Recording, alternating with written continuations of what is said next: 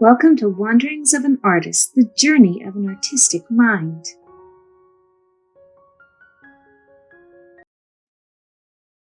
Today, I'm working on a design that's been wandering in the forest of my mind for months now and won't leave. So I'm starting by sketching out my idea on paper. A little disclaimer here, when I create a design, whether it be in clay, fabric, pencil paint, whatever I'm using for that particular project, what it starts out as on paper is not usually how it looks in the end. If it's not turning out how I wanted, I change it, I tweak it, or I just start all over. You will be seeing a good example of this in these videos about this design. Now back to the design. This project is a fairy house, but it's not your normal fairy house. I can see how it would look completed in my mind. All the textures and materials put together in just the right way. Now, the design starts with two trees growing up against a crumbling tower wall, with a window set in between them. And when looking through this window, you would see not the inside of a crumbling tower, but a beautiful forest glade with a waterfall tumbling down into a pool. And then the pool would look like it was pouring out of the window down the hill away from the tower. Now, the tower itself would look like it had the top of a tree growing out of the middle of the tower. Now, the treetop and the window are what I'm going to be working on in this video. Now, remember my disclosure from the beginning. Things will be changing, beginning with the window. When I got my original idea down on paper, it didn't look right, and I was not happy with it. So I decided to go with a more flowy, freeform design.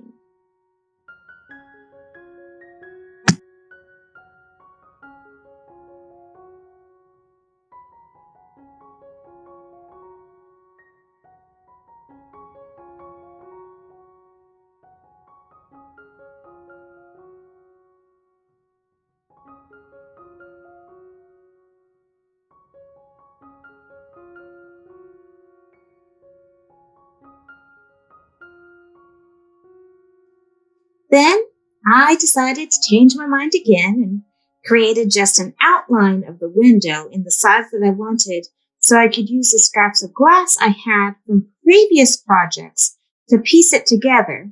This is also what I plan to do for the treetop.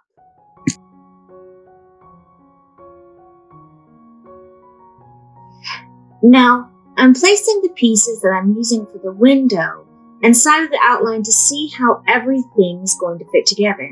I'm using flat pieces of glass, as well as these little glass pebbles that I've had stashed away for forever.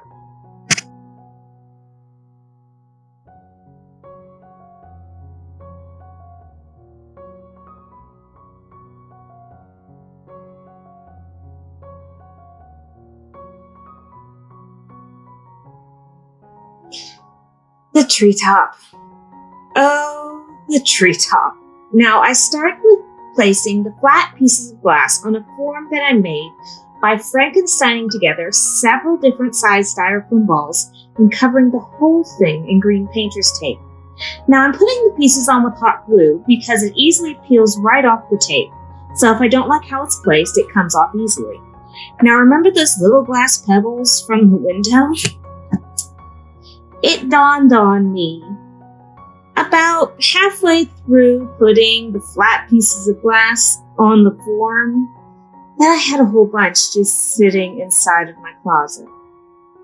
So I end up changing my mind again, taking all the flat pieces off, and redoing the whole thing with glass pebbles.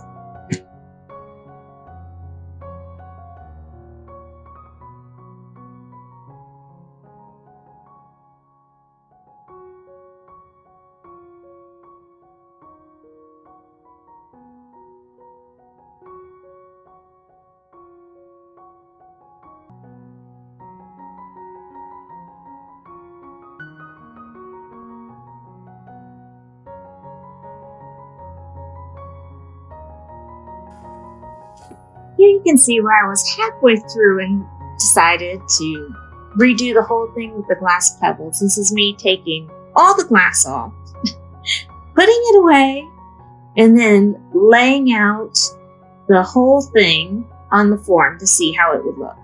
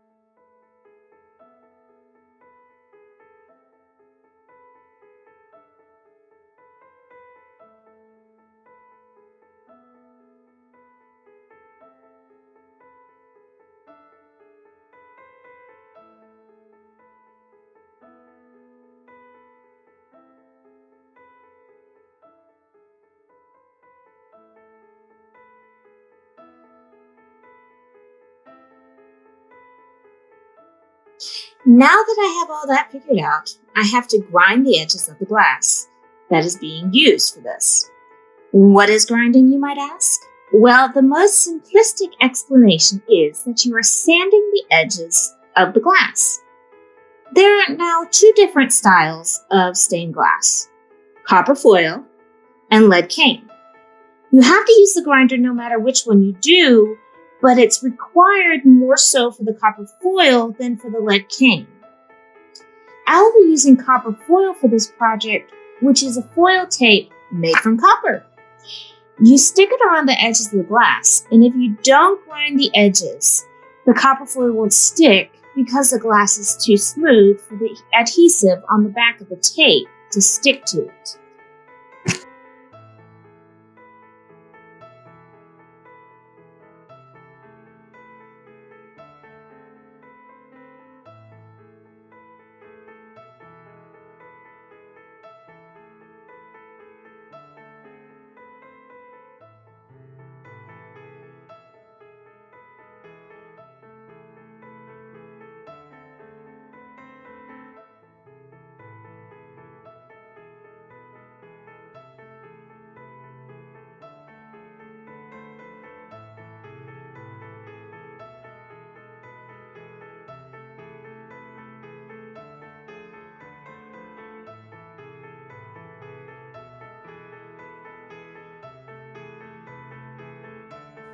Now, I didn't film grinding the edges of the pebbles I'm using for the treetop because when I was reviewing the footage after filming this clip, I found that the grinder was making my camera vibrate, and it didn't look nice. So I decided just to finish grinding those pieces off camera.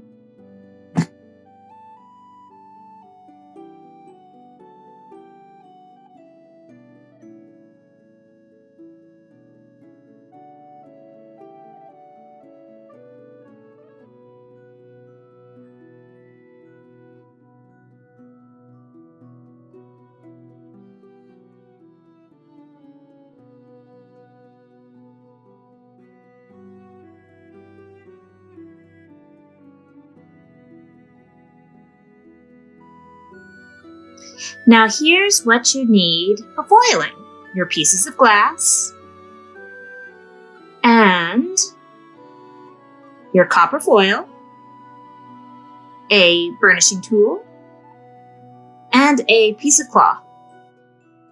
What you're going to do is you're going to dust the edges off with a piece of cloth, and then you try to place the edge of the glass in the center of the foil as best as you can. It is not an easy job.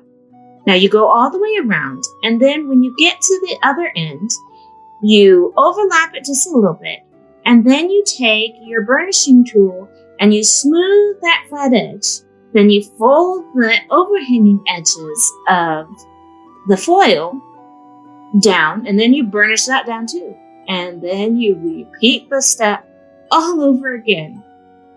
In all honesty, this can get very monotonous. So usually when I'm doing this, I have either some music playing in the background, or I'm watching an episode of one of my favorite YouTube or Netflix or Disney Plus shows.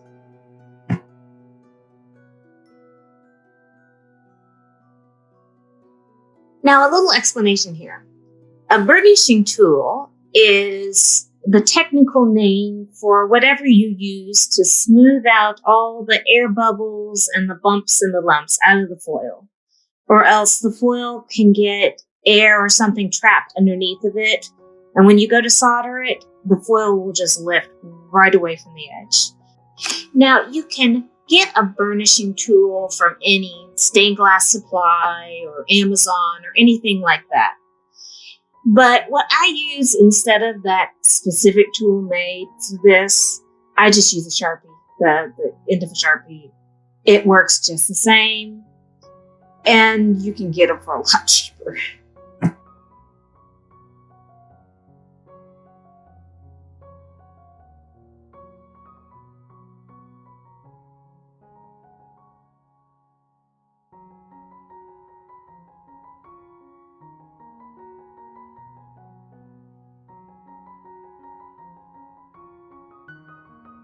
Now, as I said before, this can be very monotonous, so I didn't want to be filming another 2-3+ hours of foiling the edges of the glass pebbles I'm using for the treetop. So I'm just going to finish this and foil those off camera. Now I have the whole thing laying on top of a piece of cork tile that I had left over from a previous project, and I'm using straight pins to kind of hold the pieces of glass inside of the pattern, because when you start soldering, things can kind of start ooching around. Now what I'm using is some flux. It's gel flux. You can use liquid, paste, gel. I use gel. I have that. That's what works well for me. And here, when you start to solder, I'm using what is called a tack solder. It's where you just kind of solder little pieces just to make sure things don't move around whenever you come back for the more finer details and completely attaching all the pieces.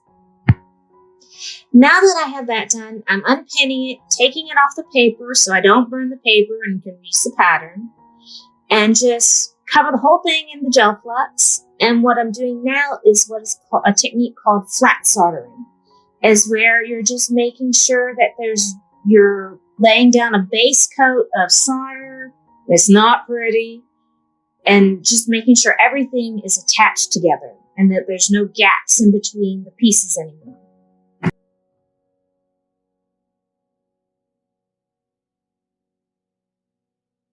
Here you can see me just kind of melting little puddles of solder to fill in around the glass pebbles that I have here in this window piece.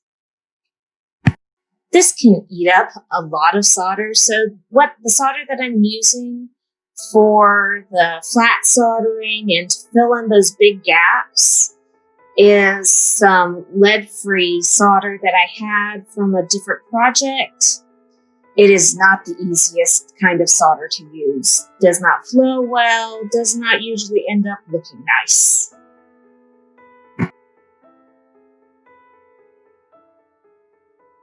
Now I'm going over everything with a nice finished bead of solder. It makes everything look all nice and smooth and pretty and just gives it that nice finished look.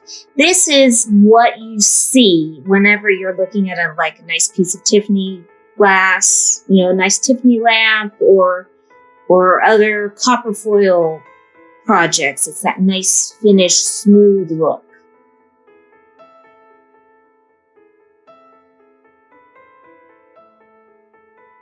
Now that I'm finishing up the front, what I'm going to do is I'm going to flip it over give it a coat of gel flux, and then start flat soldering the back.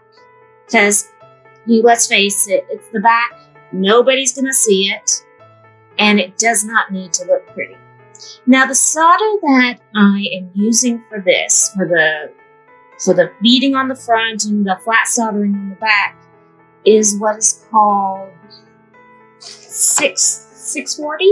Yeah, 640, which means it is 60% tin, 40% lead, which gives it a nicer, shinier, easier to work with. Now here I'm attaching the glass pebbles I'm going to use for the treetop with some pins, just using pins to hold them in place, and then I'm just going to tack solder them together. Now this line that you see running down the middle of the form, I'm using as a reference point because I'm going to do one half of it, get one half of it all fixed together, take that off, and then do the other half. Because you see, on the bottom edge of the form, it kind of curves in, and so will the glass pebbles. And if I tried to do it all at once, the form is going to get stuck inside. So we don't want the form stuck inside. We want to be able to see through the glass pebbles, have light be able to shine through the glass pebbles. So we must do this. And now once I get the two halves finished, I'm going to put them together and then just tack solder it along that seam that is created, just to make a nice solid hole.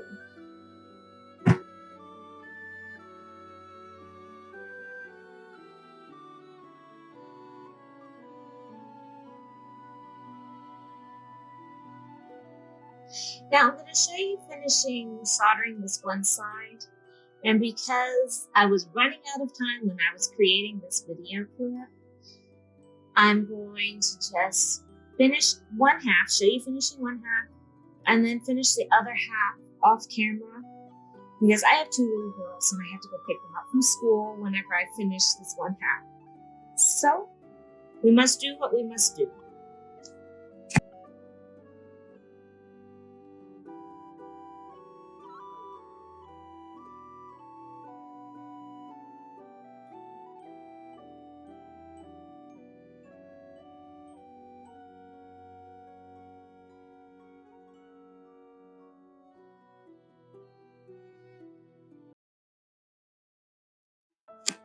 Now, this is something just about anybody can do. I mean, I wouldn't let a small child do this. I wouldn't let any kid you did not trust with hot objects to do this. Or, if you're extremely klutzy, like I am, I would not recommend doing this because that soldering iron is hot.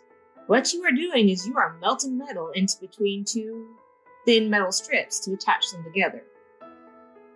Now, if this is something that you're interested in doing, what I would recommend doing is finding someone in your local area that's giving classes on this. Because, I mean, this is not a cheap hobby to get into. Just the initial investment can be quite a bit of money. And so if you have somebody that's giving classes, usually they have all the equipment and you just have to pay for the supplies that you're going to be using and the teaching time, and they let you use the equipment itself.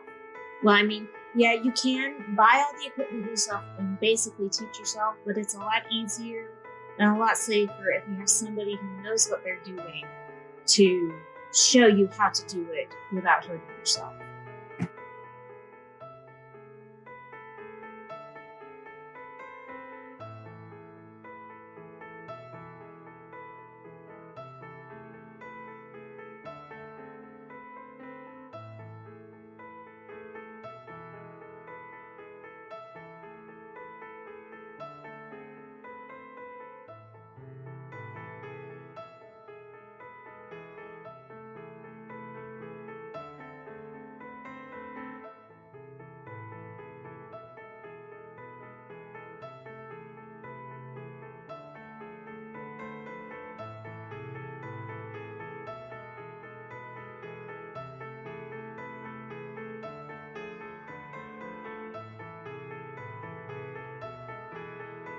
Now that I'm finishing up this one half, I'm just going to take and show you what the whole thing looks like all together and finished.